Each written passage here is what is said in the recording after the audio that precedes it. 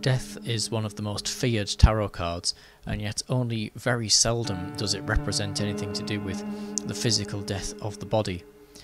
It's a spiritual card, of course, as they all are, and in meditation, as we've seen many times in this series, we die to our perception of the outside world. Death's twin brother, sleep, which we all go through every night, both entering and exiting a veil, involves a dying of the day before and a dying of our perception of waking consciousness to be reborn the next morning. And so having a look here at the Death tarot card in the Thoth deck, we can see this is very different, as they all are, from the Rider-Waite skeleton image. In the Rider-Waite card we have a much more of a heraldic looking symbol, death as a pale rider, a horseman, carrying a mystic rose, or perhaps a rose associated with the Wars of the Roses, representing life, and him representing the duality therefore of death. Over on Thoth we have a card which is steeped in the Egyptian symbology of the entire Thoth deck and Aleister Crowley's work in general. This shows Osiris, of course, who was drowned in the waters, and his body parts cast all over Egypt. And so Crowley here is showing Osiris transforming and entering into the resurrection process of death, and so therefore it comes full cycle. And of course, if you look at the actual Egyptian story, Isis, of whom is the wife of Osiris, goes out to actually collect the body parts of which have been scattered in order to give them a respectful burial. She collects all the parts, apart from, believe it or not, his penis, which is swallowed by a fish. And we will see that later on referenced in the card, but it's worth knowing some of the backdrop. So on the Tree of Life, this is Path 24, which connects Tifereth to Netzach. This is quite an interesting one because, especially with the sphere of Tifereth, it can be associated with the birth of enlightenment, that joining of microcosm and macrocosm, what some would call Christ consciousness, or the consciousness of oneness. And that type of enlightened consciousness, of course, involves getting rid of the ego, getting rid of our connections and our dependencies upon this earth, which is in itself a type of death to the world. The Hebrew character found at the bottom of the card is the character of Nun, and Nun is thought to have its origins in a hieroglyphic of a fish in water, and so here the symbol is representing a fish. A fish, of course, has long been a symbol of fertility, and within Egyptian mythology it's the symbol of Osiris dying as a god in the water, and the story of which we encountered here at the beginning. Dying gods in general are often associated with the dying of the sun which gives us life, and this would be located and bringing us right back to the sphere of Tifereth, yet again, which we had with the Tree of Life. Even Jesus Christ could be associated with the sun, and tracing that back to ancient Egypt with the sun god Amun-Ra. In fact, Christ actually calls himself the Amun in the book of Revelations, and so Osiris being in many ways the origin of a lot of these Christ myths and other resurrected figures such as Attis and Dionysus and Adonis and so on. And so if we have a look at some of these characters, they were born of virgins, they had stars in the east representing their birth, they performed miracles, they were resurrected, and so on. This is going back to a type of monomyth, a type of very ancient and ancient historical concept which is often forgotten and has been changed via different cultures throughout the world. We can see the fish associated with Jesus within these type of hats which you will have seen cardinals, priests and things wearing. The astrological sign on the death card is that of Scorpio, and Scorpio here can be associated, believe it or not, with both sex and death, or sexuality and death. And you can read more about this if you look at the house of Scorpio being the 8th house in the natal charts. We can see Scorpio represented here with the actual scorpion, of course, on the card, this symbol which takes place under the sea, of course, most of these images on the death card here on the Thoth deck. And this scorpion here is associated with the illusory nature of death, or the lower forms of the understanding of death, and so it's the materialistic side of death. So those of us who deny that we are actually infinite consciousness deny the wonder of life itself, the wonder of the world, and in order to follow that will and that true will and things of which we've seen in Thelema. This comes from the idea that if a scorpion is in a situation that it feels that it can't win, that it would sting itself to death. It represents that hopelessness and that idea and suggestion of death as the end of everything, where, of course, if you were to look at it spiritually, there would be a continuation and a reunion with those who have gone before, which is seen in the near-death experience and so on and so forth. You can see the scorpion is in between a lily on the left and a lotus on the right. These flowers have an association with Saturn and the energy of Saturn, and so they are also said to represent Alpha and Omega, so the scorpion is in between the beginning and the end, putting it in a liminal state yet again. And so this can show that the scorpion is physical life trapped in between time. It's trapped in the passage of time and the resurrection of time. It's the beginning and the end, and then back to the beginning and back to the end, and so on and so forth. It's consciousness trapped within that cycle.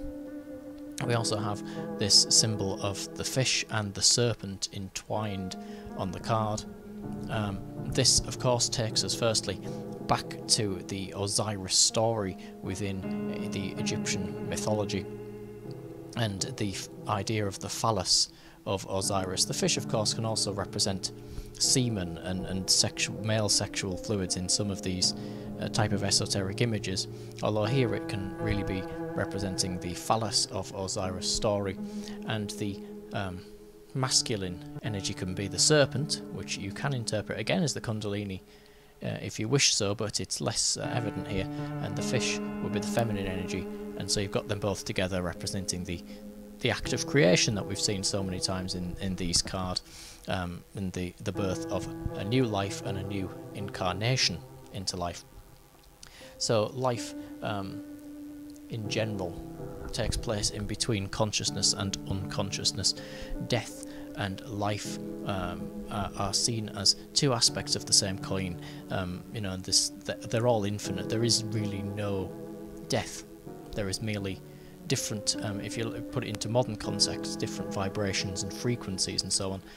And so here you can see life and death as the curves and the coiling of the serpent, the ups and downs of the curves on the serpent being the passages between life and death. And really it's saying that it's all about perspective.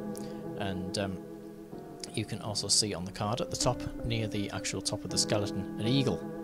And the eagle here is a different type of death. It's not that physical death that we saw down with the scorpion.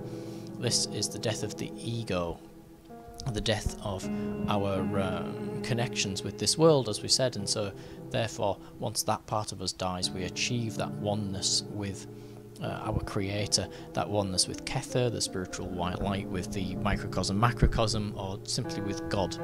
The oneness of all creation occurs when we have no ties which are tying us into this world. And that's not to say, of course, as some in the New Age do, that you should shun physical belongings and physical life, because remember, everything is a duality and a balance, and of course we exist here in this physical world, so let's enjoy it.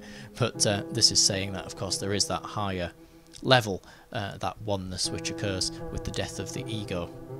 The ego can also represent the spiritual orgasm. We're going back to the idea of Osiris's phallus being lost in that story. And so what we have here is like an explosion of light coming through it. You can see all these threads, and these threads connect it to the rest of the card. And so you have within that orgasm being a spiritual experience, it can be the origin of a new type of physical life coming. And so within that type of spirituality brings into it a type of physicality, which in itself is a new incarnation yet again.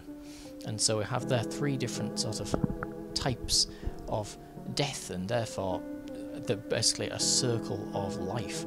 We have that new incarnation, we have its physical form, and we have its spiritual form transcending that of the physical. And so really we have just as much about life in the card as what there is about death, and indeed that's what these bubbles here on the card are symbolic of. They are incarnations of the soul.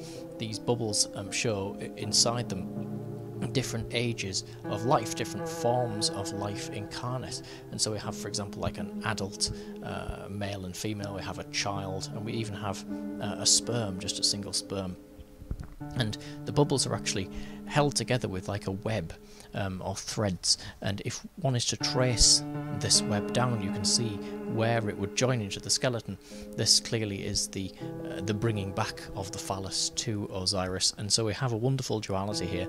You can see Osiris as death himself, as this grim reaper holding a scythe, and he appears to be destroying these incarnations with his scythe, and so he's destroying life. And yet his phallus, which comes up through the incarnations, is creating life. And of course that's the very powerful energy of the sexual magic and the transcendence of consciousness and so on. Osiris is depicted as this black skeleton, and the colour black is the colour of Saturn. And Saturn on the Tree of Life is associated with Binar, and Binar is all about form, of course, physical form, and of course physical form, things of beauty do not last forever, they decay, and so even structures that we have built can decay and die, and therefore are a mirror of our transient lives within these human bodies. Saturn is also, of course, Old Father Time. It's the concept of time that we have here in the physical world. The higher creations and the higher vibrations of life have not got this context of time. It's only us with this idea of mortality, of whom have time. And so he here represents death as a tarot card itself, which is not just about death, of course, it's about transformation. It's about the death of one thing and the birth of another. And just to really drive home that on the Thoth tarot, this character is Osiris. You can see he has this crown upon his head. He's wearing actually the crown of Upper Egypt, and it has within it the feathers of Mart. Mart, the goddess of whom has her own association with the god of wisdom, Thoth, in ancient Egypt. She is the personification of truth. She is all about cosmic order, justice, and the ways of which the world go together, and that's what we're seeing really on the card.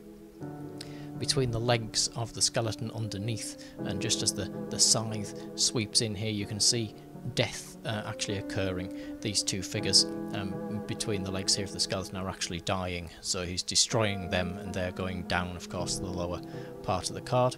And some have suggested that the shape of the legs here of the skeleton can also represent the alchemical glyph of Saturn itself, so a wonderful little nod to what we've been talking about there as well. The figure on the right hand side here, its head is going through the side, so you could almost suggest that it's being beheaded. The side is crossing its neck, and the upper figure therefore is coming out, and it's the freeing of his mind. He's been freed from death, and so you can see to suggest this, that there's a type of light around them in the background. There is a light enveloping them, and so that's the light of which is seen upon death. People suggest that they see this light in a tunnel and so on the near-death experience, where it's the soul being absorbed into spirit. It's the crossing from one frequency of consciousness to another frequency of consciousness. And so to draw this card in your tarot reading needn't instill the fear that it does in a lot of beginners to looking at tarot. It simply means that something in your life is dying, and this can mean a structure that you've created, a habit, a way of which you have looked at the world. It's basically saying not so much about death, but about new beginnings, about a new transformation. And so even, like, for example, if you were to face your fears and come out the other end not frightened of them, you have died to that fear, and so it's really about growth. You must bury the old, and change and transform.